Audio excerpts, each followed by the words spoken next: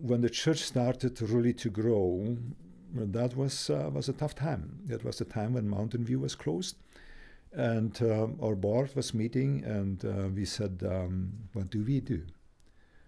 The number of our members is declining. When I came to First Mennonite, it was close to 500 members, and then every year we had about a dozen to 15 funeral services. In 10 years, that's 150 people. I was there almost 10 years. And then many of the people said, hey, I have a nice house. The value of my house is now $500,000. It's an old house. I can sell it for that money, and I can buy a brand new for $250 in Abbotsford. And many did. They simply moved to Abbotsford. The situation in the area of First Mennonite became more and more critical, because more and more it became the poorest area of Vancouver, where all the immigrants would live and the undergrounds would live, and rent was the cheapest.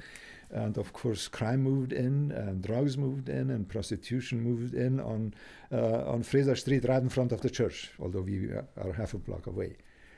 And our elderly people got very upset. They said, maybe we should sell this building and move out of Vancouver. The young families were the ones that said, no. We did buy houses here in Vancouver. We want to continue to live in Vancouver. And then the parents, of course, said, then we will stay as well. Then we will not move off. We want to be together with the grandchildren and great-grandchildren. We will stay as well. So then they stayed. And then we had a new opportunity. It was ESL. This Chinese pastor was running the ES program in that area. And so we moved it into our Sunday school building, a separate building with all the classrooms. It was perfect for the purpose. And we said we have to use it all week round. That the buildings are way too expensive not to use them. We will open them up for any opportunity and every possibility. And so we opened it up for ESL. And so some of our people were upset, and they said, no, you will bring the crooks into our Sunday school building, the ones that deal with drugs on the street. You will bring them into our Sunday school building. What will happen then? And we said, wait a minute. Many of these people, they are immigrants, they are illegals. We know that. They came to the Spanish church. We knew that. Quite a few of them were illegal. They would have underground jobs. They got $2-3 an hour paid. That's what they got. And they could not complain, because they would then they would denounce them to the police, and they would be deported the next day. And so then we said, these people, they're immigrants. You were immigrants. How did you survive? You didn't know English. How did you get a job? Oh, they said there was always somebody that already did have a job, and he would talk to the foreman and whatever, and the factory, whatever it was, in the mill, and say there is another one, and he will be a good worker, and he got hired. So that's how it happened at that time. But now I said, this is different now. They need to learn English. If you don't give them a chance to learn English, they depend on selling drugs, otherwise they cannot survive. We need to teach them English. We need to open up our house, our facilities. And all the neighbors around, the German people are moving out. Fraser Street was a German part of Vancouver. In the banks, everybody would speak German. That was Fraser. And we had 15 churches in that area, all German-speaking. Lutheran churches, Mennonite Brethren churches, Baptist churches, conference churches. 15. And then in the late 90s, beginning of the new century, the Baptist church moved out. The Lutheran churches closed. Finally, there were just a few left. And our people said, will we survive? Is it possible? And with all this crime moving in, home invasions happened. It happened to our neighbor, one of our members. An old lady was living just across the back lane, across from the church. A very nice lady, living in a big house. And having students as renters. And one evening at 9 o'clock in the evening, there's somebody at the door, rings the bell, and she goes out and is very careful, and doesn't open the door for just a little bit, and before she can close it, the foot is in there. And they come in, and they say, money. Give us money. She said, I don't have money. I mean, these widows do not have money at home. They do not have jewelry. They never would waste money on that stuff. They wouldn't believe it. And they beat her up badly, and then finally tied her down on a chair and left and pulled out the cable of the phone. This lady had survived the great trek from Russia to Germany. She was tough. She managed to get loose. And she managed to get out of the house. She had a key for the church. She went to the church and called her children, and they came. But these people now, they got scared. They said, we had lots of widows, and they were living in their big, nice houses. I mean, they were not new houses, but they were big, and they would not give up. They said, this is my house. I have worked with my hands, cleaning houses in order to buy this house. I will never leave this house. Even if they were 90, I will never leave this house. But now, home invasion happens. Crime is moving in. Break-ins happen all over the place. Maybe we should move. And then what might have been more threatening was the East Indian population moved in. If there was a Mennonite selling the house, the East Indians would grab it from the market right away because they knew it's well built, it's very well maintained, it's clean. So our ladies did excellent deals selling their places many times. It was just incredible. But now what do we do now? Do we close the church? We can sell the church and move across the river. But the young people didn't want to. Our young family said, we have property in Vancouver. We want to stay in Vancouver. We love the place. We want to stay here. And so then we opened the doors for ESL, and more and more people came, and we had up to 100 students coming for ESL classes, and there's 4 levels. And they came from a dozen or more different countries and languages, and they have been deadly enemies. Some were in Southern Asia, some were in other countries, and here they were sitting around the table, and they were not enemies. For them, it was an incredible experience.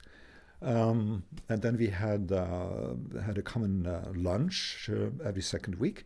Everybody would bring the best food from his home country. And I was always invited. We were always invited to share. Man, did we ever eat different kind of food, but very delicious, and it was incredible. And then suddenly somebody said, wait a minute, we need to do more.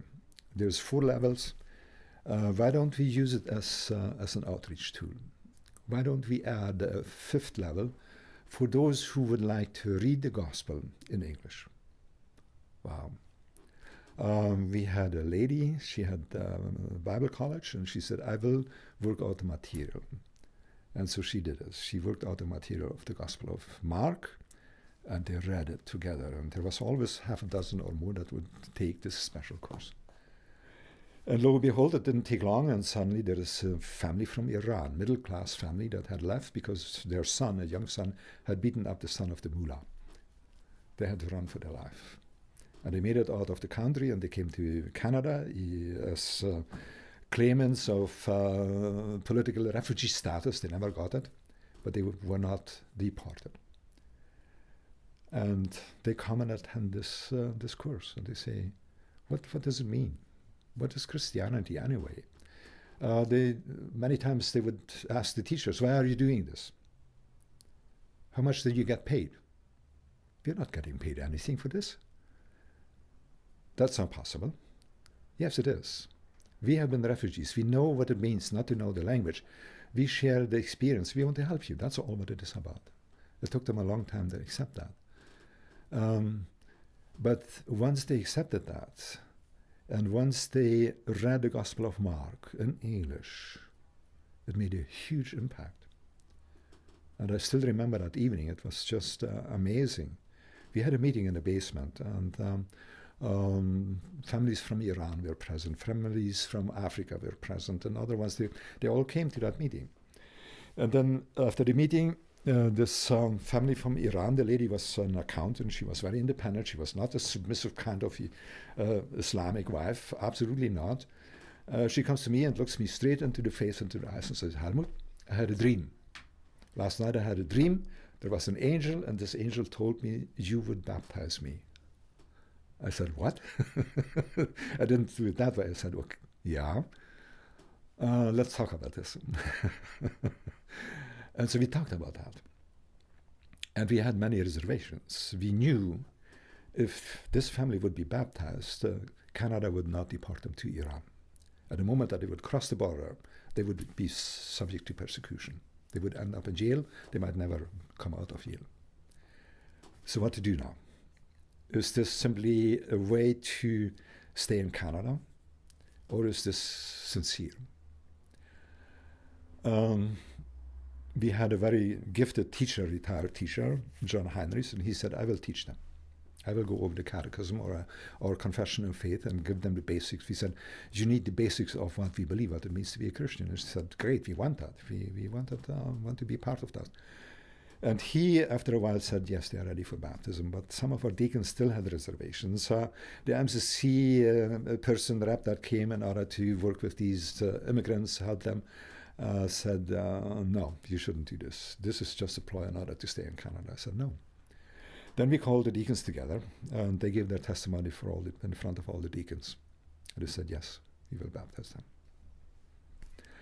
And then they did bring more families into the church. It was just amazing. So at the moment that we as church really started to do what we really needed to do, become a center where people can come, learn a language, where we help them if they are in need. Ingrid might have told you how many times she has helped these illegal families move from one place to the other one. She wrecked her back doing that.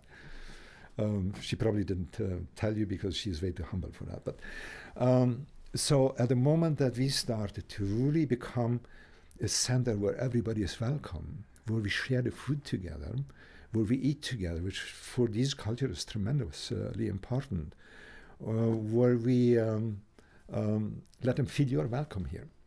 At that moment it changed. And there's another story which is very special as well. We did have developed a tradition to have testimony night before baptism. It was not just once a year. Whenever we had candidates, we would have a testimony night, and they would share their testimony. We would do it in the basement and simply say, everybody's welcome. We will sit in a circle.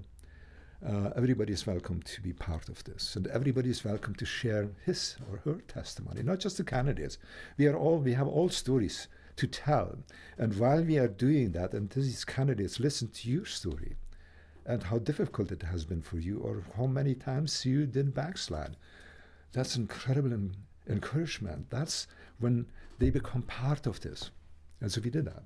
But the Spanish church had quite a few baptism candidates as well. And we said, we should do it together. Let's do it together. Okay, we had done it before, but this was special. And here the Spanish people would be translated, and there was always somebody for the Spanish people to translate into their language as well. And so here we listened to the testimonies, and here there's a guy like a gorilla, incredibly strong, and he comes from Nicaragua. And he shares his testimony. And he says, yeah, I have lived civil war for many years in Nicaragua. I was part of that. We would explode some grenades or whatever in front of good businesses, break the windows and loot them. That was part of our life. And then he said, and then we got shot at. Machine guns from the helicopter. They would shoot at us. And we had to run for our life. And while he was telling the story, the eyes of our old ladies, they became bigger and bigger. And then he said, we have been there. We have been there. They shot at us from the planes, from the helicopters didn't exist at that time. They shot grenades at us during the trek out of Russia to Germany. We know where you have been. And then once it was over, I couldn't believe it. Our old ladies went over to this guy and hugged him. They would not hug me, they would not dare. You don't do that, but they went over and they hugged him. And Jorge, the pastor, said, until now you always have said that we are welcome, that you want to become one with us. We never believed that. But after this experience, we take that serious.